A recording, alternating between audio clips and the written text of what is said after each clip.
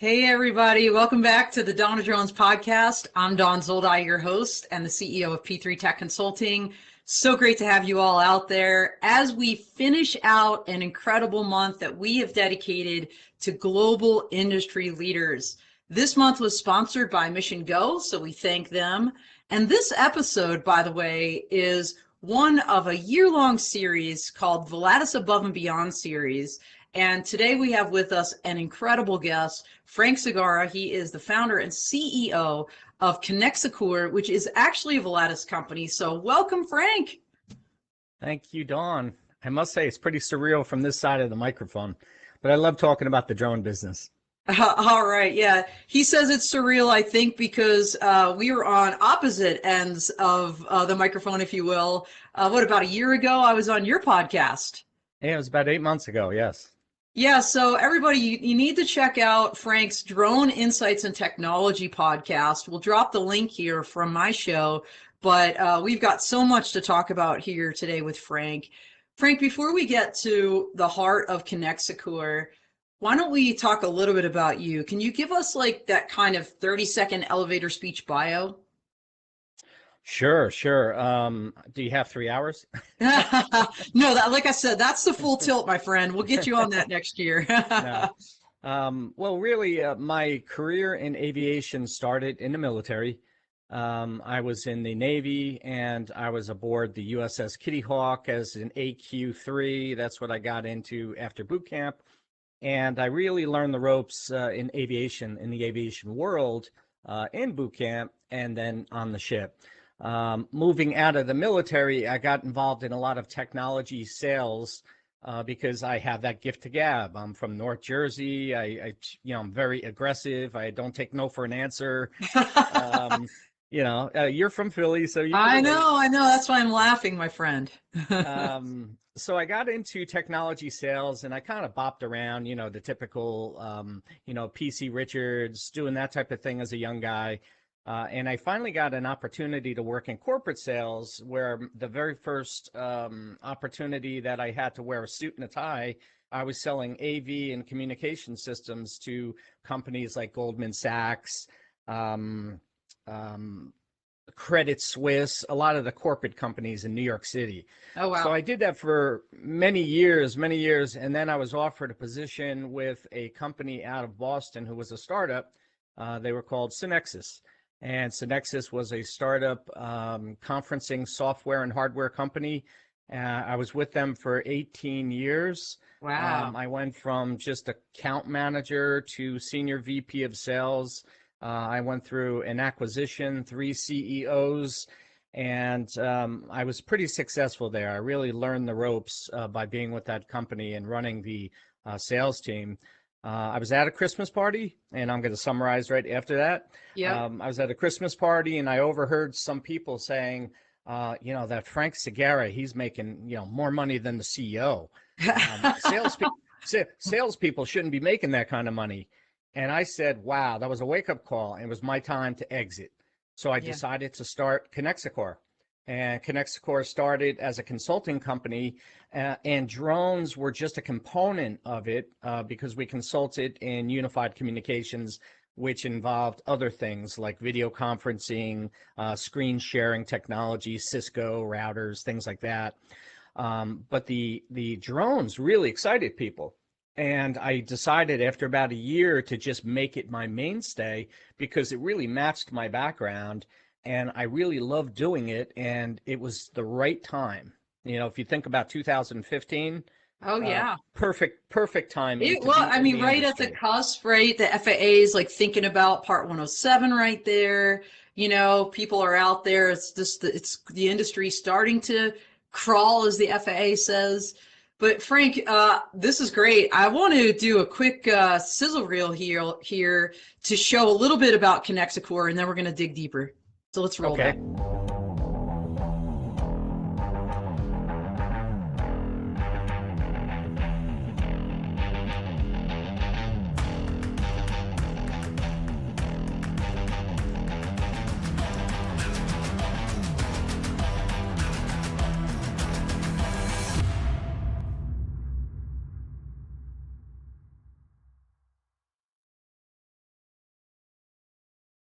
All right, great. And I think it's a great intro to the company that you created. And you have this tagline, which is fly, upload, analyze, and present. So tell us just kind of again the overview of the company, and then we're going to break it down more specifically. Sure, absolutely.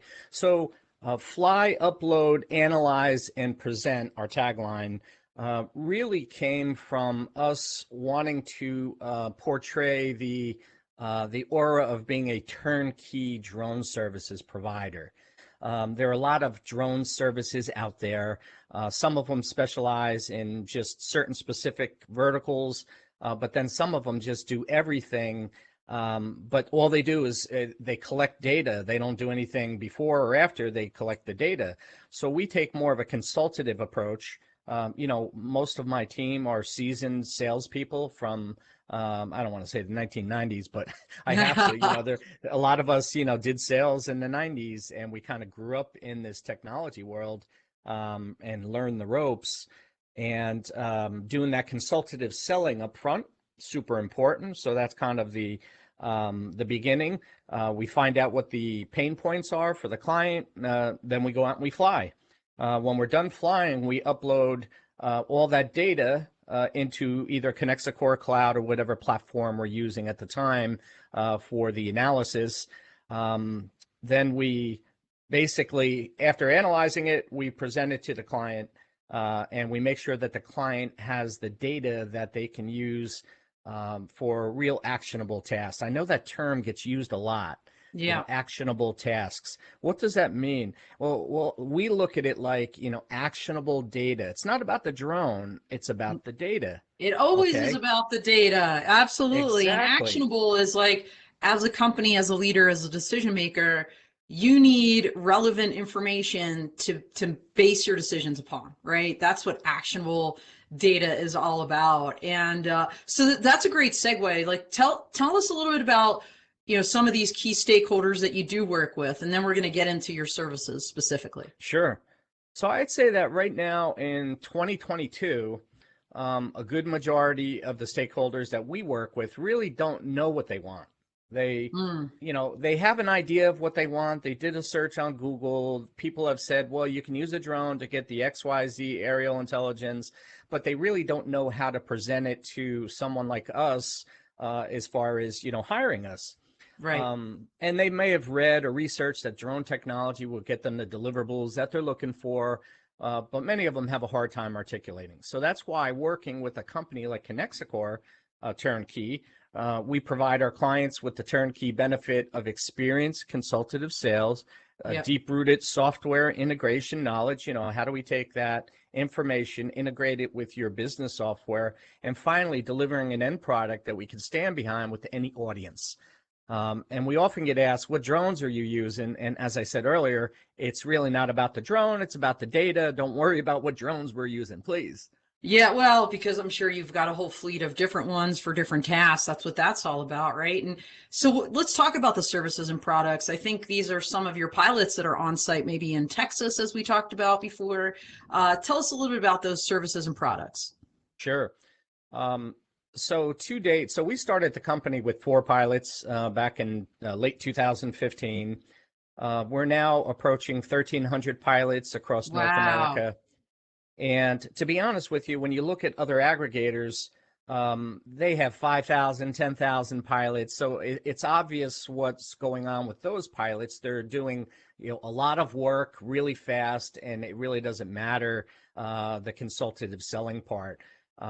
We take our pilots, we go through a vetting process, and fortunately for us, a lot of our pilots are in industries where they have a background and experience, and we position them that way in architectural engineering and construction, one of the largest, energy and utilities, critical infrastructure, transportation, precision agriculture, and even production film and cinematography.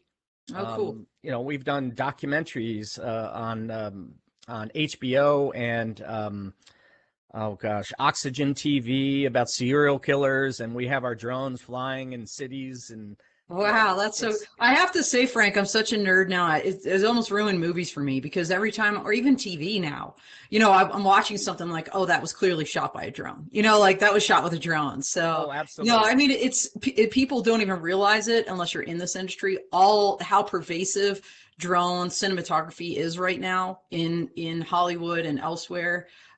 Just so huge. But you also do so many other things, in these industries like inspections, right? Mapping, and of course that analytics that we talked about. I know we won't have time to like dig into every single one of those because it's just we only have like 45 minutes here, but I want to really focus on your inspections and LiDAR specifically because when we're in Clubhouse and on this show, we get so many questions about LiDAR and what are the benefits of it? Why LiDAR? How's it different than, photogrammetry or other things? So can you walk us a little bit about your inspections and LiDAR specifically? Sure, sure. So in a lot of the industries that I just mentioned, excuse me, they mature and they start to embrace drone technology. So you get this paradigm of the spin-off or the macro industries, such as building envelope, infrared analysis, confined space, solar farm, bathymetric, and that list pretty much goes on. And embedded in all of these main and macro industries, the value in inspections, mapping, video, analytics, consulting, and training come natural. We integrate this latest technology in aerial, terrestrial, and subsurface data collection. Sounds like a mouthful there. With state-of-the-art GIS, 3D AutoCAD, LiDAR software, allowing us to provide intuitive and cost-effective deliverables. So that's kind of like the elevator pitch on the macro industries. With regards to LiDAR, so let's tee up a little context around that. Yeah, I think So a this lot, is like a transmission. I mean, you tell me what it is. I'm not going to say what it is. yes. A lot of people really don't understand LiDAR, although it's been around for, I believe, 30 years now. LiDAR has been used, but since drones have kind of taken it to another level where sensors have been made small enough, LiDAR, by the way, stands for light detection and ranging. What does that mean? It's basically a remote sensing technology that uses laser light to densely sample the Earth's surface. So when we say densely sample the Earth's surface, we're capturing points. That's where we get the term point cloud. And each one of Right. these points produces a highly accurate XYZ measurement. Right. And X meaning your width, Y meaning your length, Z meaning your height. Okay. Okay. And the LiDAR processes information similar to how sonar, everyone knows sonar, especially being a service member, Well, yeah, you or being in the Navy, yes. or radar to detect objects rather than hitting objects with a sound or radio wave. LiDAR hits it with light or a laser. Yeah. So that's basically the basics on LiDAR, and LiDAR ultimately provides a highly accurate measurement of an object's distance Now, from a how is set that, point. Frank, for this transmission picture here, this transmission distribution or power lines, I know is another related, let's just say, area or market that you provide these LiDAR services for. How does the LiDAR work specifically with something like we see pictured right here? Okay, so what we're looking at here is actually not a LiDAR image. It's a regular image used in a series of photogrammetry images from an Gotcha. inspection.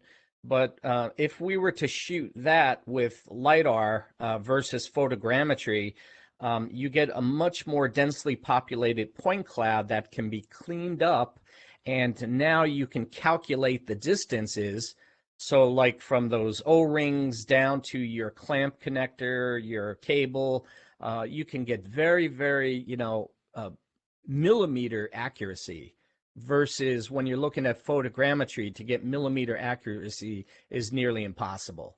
So LiDAR is just a higher quality way to capture that type of data if you're looking for very good 3D data, if that That's makes any sense. no, it totally makes sense. Now, you talked about analysis, and in the context of that, you mentioned this ConnexiCore Cloud. So what is this? ConnexiCore Cloud. So ConnexiCore Cloud is ultimately a self-serve or outsourced cloud-based image management platform. So it's a platform that we co-designed with a partner out of England, or excuse me, out of Europe. And it's designed primarily to just simply analyze georeferenced JPEG and infrared image data, which basically streamlines the drone data workflow. And the images now are brought into ConnexiCore Cloud. They can be sorted and put into specific inspections, and certain customers can have access through class of service to be able to analyze their own inspection. Now, if they want to get into analyzing their own inspection, all the power to them. I think where we show the value is we have such an expert team of analysts, as well as we utilize some AI to actually tag anomalies that are visually obvious. And we take those anomalies and we create through automation a report. It's a ConnexiCore Cloud report. And ultimately, it's a document that shows the stakeholder where we found visual anomalies, mostly in vertical inspections. We do a lot of infrastructure work on towers around the country where we're inspecting facades that are 100 years old. Oh, wow. And these facades are aging, and in some cases, they're falling from 20, 30 floors above and hitting people. And in New York, an architect got killed a few years ago. Oh my gosh. It kind of created this nationwide ordinance refresh on what building owners and contractors and facilities managers should be doing with their facades to maintain them. And ConnexiCore Cloud is really an easy way for them to analyze and also review changes. In 2022, this is what the facade looked like here in the middle of Manhattan at 50 stories. Mr. Contractor, go out and fix it. We come back 18 months later, we do the same analysis on the same tower, and we can actually see if things were done and keep the contractor honest. It's not our job to keep the contractor honest, but we're providing that value to our client so the client can go back to the contractor and say, listen, this wasn't done, this needs to be done, and oh, by the way, we see some other things. So those are kind of things ConnexiCore Cloud really is important for. So as a practical matter, and we're going to talk about your pilot network here in a second, a little bit more. Do you have to be either a direct ConnexiCore client, in other words, I hired you to inspect my building facade, or a ConnexiCore pilot to tap into that cloud, or can just say standalone pilots, people with their own companies, can they use the ConnexiCore Cloud just like software as a service? That is a great question, and yes to all of the above. Okay. So if the client is sophisticated, obviously uploading, it's no different than uploading to Dropbox, to Google Drive, all of these cloud-based storage platforms. But this will actually allow you to sort. So I'll use an example. A building, a 50-story building has, let's call it 4 sides, 4 elevations. Elevation north, south, east, and west. Okay? If you are flying those elevations and you're sorting them into folders that say south, first floor, second floor, third floor, when they're uploaded into ConnexiCore Cloud, you actually can break out and inspect just the south side. You don't have to look through all the images. So they're chronologically set up and sorted by destination of where they were located. Okay, very cool, very cool. And is that a subscription that people would then just, through your website subscribe to? Yes, we haven't been super proactive in promoting the subscription feature, software as a service. But in 2023, we have some big announcements, and that's going to be a big part of our business is actually selling that software as a service, because we have a lot of pilots and a lot of clients now that are embracing drone technology, and they want to be able to do their own inspections, or maybe there's a historical restoration that we have no idea what the historical restoration details are. So they may have an architect that may just want to get into the inspection and just do it themselves. especially the Ah, infrared stuff. The infrared requires a lot of analysis. all right. Well, you guys heard it here first. We have a 2023 preview already, so that's pretty cool. I love having first on the show. So let's revert to your pilot network because you mentioned, I think you said 1,500. Was that the right number? 1,300, approaching 13. Okay, 13. So you created this network. So how does that work? Because there's so many other models out there, right? Where maybe someone just kind of signs up, like puts their name in, files a profile, a job gets posted. They're like, oh yes, I want that job. There's a marriage for that. And then boom, off they go with their own equipment. Like how does your network actually operate? Sure. Another good question and very relevant to us succeeding and moving forward and generating revenue. Our pilot network's a little bit different in the sense that there are other pilot networks or aggregators that they just hire drone pilots. They fill out an application. It goes through. As long as they can prove they have a Part 107 here in the U.S., they're approved. And they're just assigned jobs, and there's really no communication, no formal process in place. We do a vetting process, which we vet the pilots, and the vetting is not only background checks, but we take a look at their work. We require their work. We ask them what industries they're proficient in. We have kind of an interview, and then they have to watch a video, a 26-minute video, and acknowledge that they watched the video, and the video kind of peels the onion back a little bit further about who we are and why you can be a pilot on our network. One thing we hate, and I say this because it's been years, we have some pilots that meet the profile perfectly. They sound great on paper. They sound great in an interview. But then a month after they come on the network, they're sending us harassing emails. Oh, I've been on your network for a month and I haven't seen a single job. And I kind of look at it like, you know what? If you're in the drone industry and you're a legitimate business and you're at the point where you could be on our network, then you need to be able to sustain your business and have the business acumen to not rely on us to just feed you work. We're not about feeding work. We're about finding the right pilots with the right dedication, the right ethics, equipment, knowledge, experience for our clients. Because at the end of the day, it's all about the client. And Yeah. if the client's getting a good deliverable, it means that we did a real good job vetting the pilot and getting the pilot on the network. And then the pilot has their own portal so they can update their profile. We offer a lot of things to our pilots that a lot of other networks do not.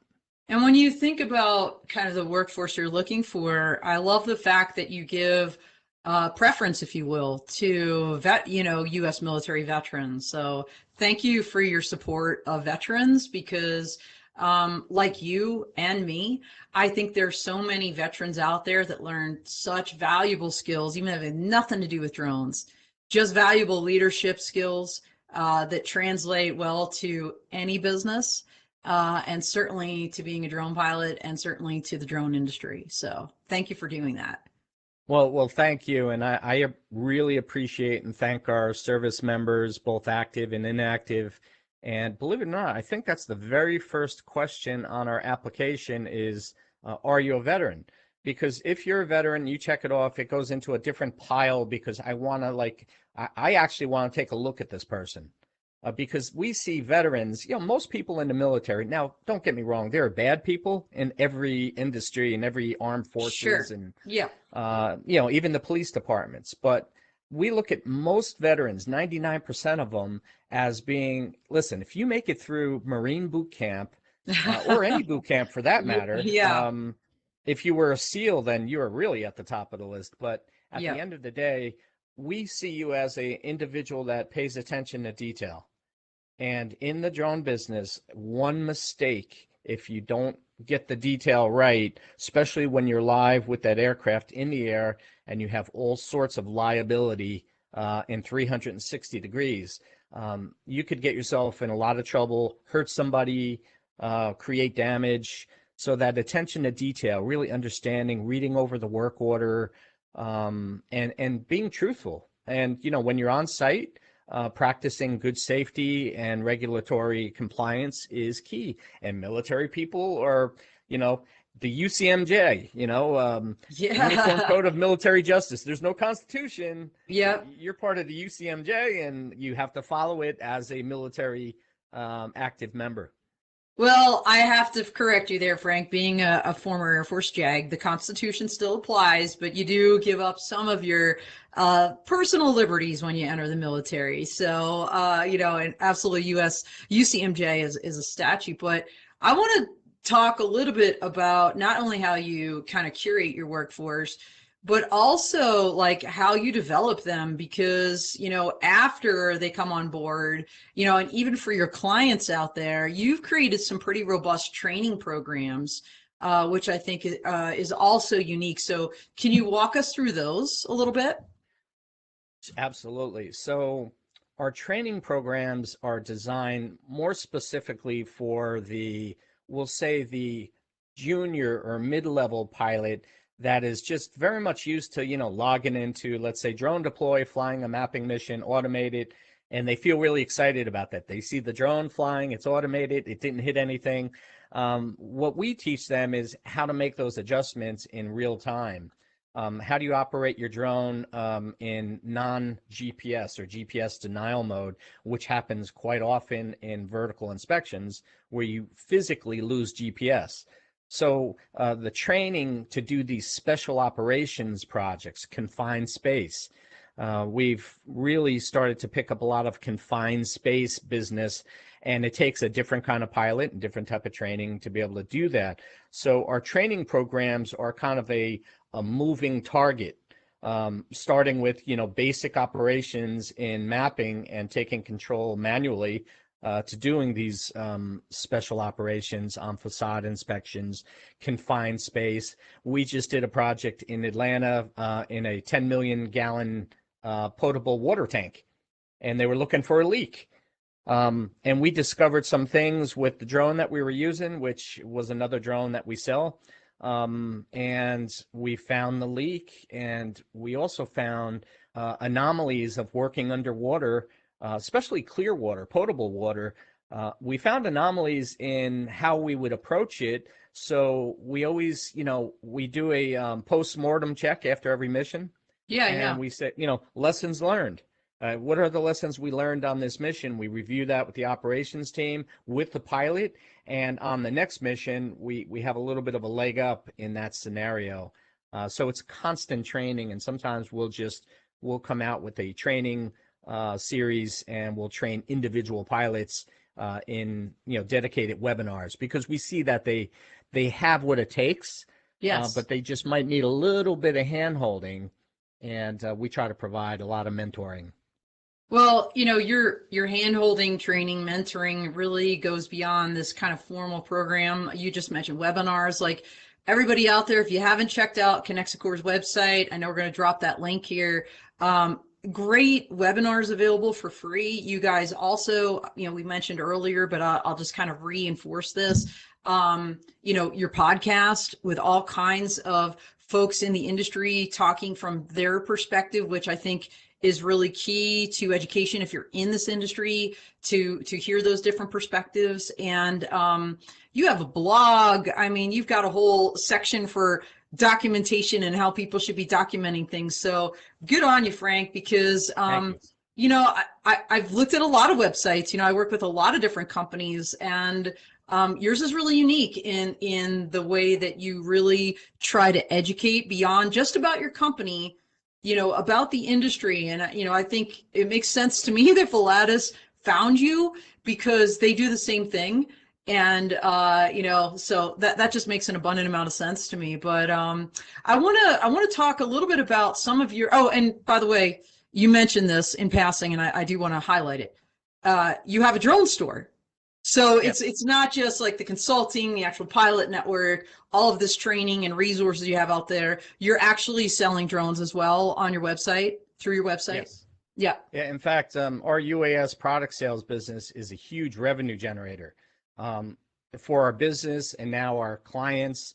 And now that ConnexiCore is a Volatus Aerospace company, we offer a very expansive selection of the top commercial drone hardware and software technology. And if you think about it, we provide good projects for our pilots. We provide training. We provide consultative selling to our clients. And what helps the pilots more and helps the industry more than to have the right equipment to do the right application for our clients that are expecting a specific deliverable. So if you think about selling product, it really makes sense that if you can be that turnkey partner where you're providing jobs, you're providing training, direction, mentoring, and now products at a competitive price, really depends on the application. We also offer financing. That's something brand new with Mitsubishi to make it easier for our pilots to take it from a CapEx expense to an OpEx expense, which is much easier to justify and has a lot of tax benefit. Oh, excellent. That's great. So let's talk about some of your success stories. I know you've got a lot of them, but I know there's two that you wanted to mention, and one was involving the Bank of Italy. Tell me about that one. Yes. Believe it or not, the Bank of Italy, the building was it's in San Jose, California. It was or is 27 stories and was built in 1985. Oh, okay. I'm sorry, not 1985, 1895. Oh, okay. That's significantly different. We're talking like Dickens time. Oh, yes. We're almost at Christmas here. So, okay. Wow. Okay. One of the oldest buildings in California. And this is a picture of it, right? This is the picture. Is it from a drone, this picture? Yes, that's from the drone. That's the spire. And we'll talk a little bit about that picture because it was a component in that picture that actually brought us really full circle into the facade inspection business. And I'll tell you how real quickly. So we were hired by the engineers to just do an inspection on this building because they wanted to scaffold the entire 26 stories. Oh my gosh. They wanted to lag into the mortar and or some of the brick to be able to support the scaffold as they were building it up. And I know, number one, how expensive that is. Number two, how time consuming it is. And number three, how dangerous it is for the workers, especially when you're talking up on a 27th story, right, building, for sure. Right. Very. I mean, that's a 6-month project. The liability is huge. And because there's buildings all around that. I mean, you can see the buildings. Yeah, exactly. So they hired us to inspect it for those purposes so they can scaffold. So not only do they have to scaffold once to do the inspection, but they had to scaffold a second time, break down the scaffold to put up more secure scaffolding to actually do the work, to hold the heavy load on the scaffolds of masonry and tools and things like that. So we came back with the survey and they said, oh my God, we're seeing the grain in the mortar. We're seeing the cracks. We're seeing everything. And we showed them what we found at the top of the spire. And when you look at that image, there's a copper post that was 30 pounds heavy at the top of that was completely dislodged and just laying kind of diagonally against the spire, just hanging out there waiting to fall. Oh my gosh. So they said, wow. So long story short, they got a helicopter with a magnet and we actually hung out the drone and we observed the magnet actually making an attachment to the to that copper plinth block, and they took it away. But they said, you know what? We're going to see if we can get approval to have you guys do the whole inspection, and we're going to nix doing the scaffold work. So I said, well, we're in town for one more day. If you can get the approval, I'll do a change order. We did a change order, we got the approval, and we saved the contractor and the engineering firm over $160,000. I don't doubt that. Scaffolding and labor and just the fact also they had to it's so interesting that they used a helicopter, which by the way we know is very expensive, but I guess they had no choice because I don't think we're there yet with like the big heavy drones that could have picked up that copper thing. But to have that kind of networked operation where your drone was like giving that imagery to show like, yes, the connection is made, helicopter pilot or engineer mechanic, you can lift that now. That, I mean, so cool. That's such a great story. And you have another one about the Desmond Bridge. Tell us about that. I think we have a picture. Yeah, so that's the Desmond Bridge, and that's a very cool picture because, well, it's a cool picture because it shows the silhouette shadow of one of our matrices. I see Which, that. and this was probably our most difficult project to date. And the reason for it was those cables that you see that are going into the tower. Right. They're cable shrouds. So the shroud is covering the cable, and then the shroud is going into the tower and attaching to an O-ring. Okay. Okay. These Is the shroud like O-rings, metal? yeah, it's like a Okay. steel composite Steel. material. And where is this bridge? I should know. I'm sorry, I don't. This is in Long Beach Harbor, Oh, okay. Okay. California. All Yes, right. California. So we were hired by the structural engineers to help them find, because the shrouds were going into the hole and some of the O-rings were failing and the shrouds were sliding down and exposing all the cable. Okay, that So sounds bad. they hired us and we thought, you know what, we'll go up there with a matrice. We'll have one matrice as a chaser with the spotlight and one matrice to come in with the zoom, and we'll be able to see the O-ring. But if you look at those cables, they're at these very unusual angles that They are. really, it made it impossible to see the O-ring at least 270 degrees of the O-ring. So we tried a bunch of different methods. We tried the traditional method. We tried a cable cam from the tower above, bringing it down on a cable, but it was so windy, it was swinging. At the Yikes. very last day, when we were ready to give up, we said, well, you know what? Let's pull out this FPV drone and let's just, I don't know, fly it up and see what happens. Yeah. So we brought the FPV, which, on the gimbal, you're able to tilt the camera upwards, which gave it a little advantage. We got so close, and I can see the two nuts, the key nuts that we were looking for on the O-ring. And I said, wait a second. And I asked the client, I said, would this be acceptable if we were to provide video of this? And he said, hell yeah. This is a great video. So we fabricated a cage for two FPVs, customized it. Wow. And we look at ourselves like the MacGyvers of the drone business. Yeah. We'll figure out a way. Okay, first of all, you and I, like, we're old enough to know that reference. For those that don't, what was that? Jan Michael Vincent. He was he was MacGyver, and he would like use duct tape to like, I don't know, create everything. Get out of these jams and like create these like contraptions. Like, so that's hilarious. Go ahead. Yeah, no, MacGyver was a great series. In fact, Saturday Night Live had a real funny parody about MacGyver because everything he did, there was an explosion right after it, and he was rescued. Well, let's hope yours did not explode. So you create these customized cages for FPV drones for this Desmond Bridge to find any chinks in the armor, so to speak, for the O-rings and the lug nuts or the nuts that were failing. Okay, how did that work out? It worked out perfectly. It was, wow. Well, we knew that we can make contact with the cable.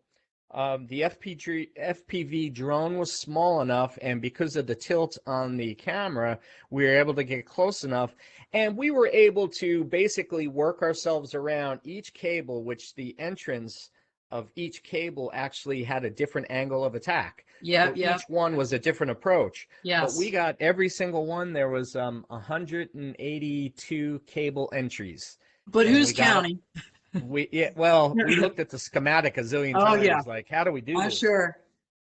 So we did it, and it was a success. And from that, we probably picked up a dozen, not even bridge projects. Now we're inspecting silos in nuclear plants. We're doing chimney flare inspections in the South for power companies through the same company that hired us for the bridge. So, Frank, are you using this, lack of a better term, this contraption you made for the FPV drones for some of these things you're mentioning? If necessary, we'll use them. But we haven't really found an application that would require this FPV with the cage. Like, we'll do confined space using Elio's drones, which are much smaller cage drones. This drone was an FPV drone that had about, I don't know, maybe a 16-inch width, 10-inch height. But we now know that we have a solution, and if it comes up and we need to inspect something similar, we've already we did all the legwork. So I love it. And by the way, I was laughing, Frank, not at you, like at Carolina Airshots out there. So first of all, Carolina Airshots, thanks for your comment. Carolina Airshot says, with chewing gum and baking soda, MacGyver could blow up the whole bridge. And I would agree with that. So we've got another MacGyver fan out there. I love it. all right. So we are getting so close to our time, which doesn't shock me because I know this conversation, our time would pass swiftly talking to you, Frank. So a lot of things going on. You alluded to maybe software as a service with your ConnexiCore Cloud next year. What else can we expect from you over the next year in 2023? Well, 2023 is going to be a fast growth period for us, we see, in a variety of ways. And like any other technology company that wants to survive and be relevant, our number one priority is to continue growing our revenue. And organizationally, we had a record third quarter 2022. I think our revenue was a little over 11 million, which Wow. blows my mind because it was an increase of 68% over the previous quarter and 238% increase over the same quarter in the prior year. So I'm gonna just cut you off there and ask you real quick. So what do you think? Why do you think that is? You know, you're the analysis guy, right? You're always analyzing things, drone imagery for people. But when you see this kind of explosive growth in quarter three for your company, what do you attribute that to? Well, I attribute it probably to two big areas. We're innovators, visionaries. We're very forward-looking. So new innovation, integrations that provide our clients with solutions, such as if you go to Volatus website, we have a product called Aeroport. It's a drone nesting technology. So the drone actually gets tucked away in a nest, and you can do quite a few things with it. We have an all-terrain robotic crawler. It's named Hydra. These are innovations that are helping us, but really at the end of the day, and this is a non-brown nose statement, this is a fact, but we really owe our overall Volatus organizational growth to our CEO of Volatus, is Glenn Lynch. Glenn's the architect of the global acquisition strategy. I mean, oh my gosh, Frank, I've been watching Volatus. I just saw the announcement in DroneLife, who of course anchors this program this year, about a deeper North American presence. I saw, I was at Commercial UAV, right? I think we were both there. The giant Draxon van, right? The command vehicle, like you said, the Hydra, is that what it's called? The crawling. Yeah, okay, yep. Robotic. The drone, the dog, right? Like the robotic dog, like all of these things, and I'm like, holy shnikes! Every time I turn around, there's just another announcement. So that's really cool to see that. And yes, Glenn is. I met Glenn a couple of years ago, and just been kind of following him. We've stayed connected through the years. Just amazing to watch, like the explosive growth, not just in quarter three, but really over this past year. So we were talking about 2023. We got about a minute left. So any big announcements coming up, Frank, that people should know about? Because I love to have announcements on the show. Sure. We have some big announcements coming up, but I don't have the liberty right now to say.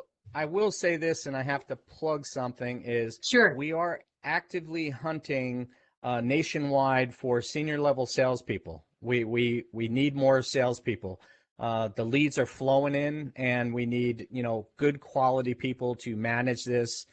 So feel free to visit our website and apply, because that's really important for us. And I like to say, very much like I do on my own podcast, success is not final, failure is not fatal. It's the courage to continue that counts. And that's a Winston Churchill quote that I use on every single podcast. So awesome. If I stick to that, we will succeed, because I'm very type A, And well, Glenn's even type A on steroids. This guy wakes up in the morning and I don't know where he gets his energy from because I'm tired. I'm 59. We're both the same age. And I'm tired when I wake up. I need a little coffee in me and getting started. But Right yeah, I here. think we have a lot to go, and we have a lot of things happening and big announcements coming up next quarter. And All you'll right. be Well, hearing more of we that. will keep an eye out to be sure, Frank. So how can people plug into your efforts? You mentioned your website. Is that the best way? Certainly visit our website, ConnexiCore.com, or visit our LinkedIn page and feel free to like it because it's not a static page. It's a very active page. We put a lot of educational material on there. We put a lot of case study. So go to ConnexiCore, Volatus company LinkedIn page, and feel free to like it, and you'll be plugged into that feed. That's probably the best two ways. And feel free to reach out because we have a 2-hour guarantee on getting a human back to call you. You know, we're not going to Awesome. wait we're not going to wait 2 days. We're not going to botch you on the website. Someone will return your phone call regardless of how, small your inquiry might be. Well, awesome, Frank. Thank you so much for taking this time with us today. It was really enlightening to learn a lot more about your business, what you've been doing, how you guys have become global leaders for the industry. So really appreciate you. And everybody out there, that's all she wrote. We're out here.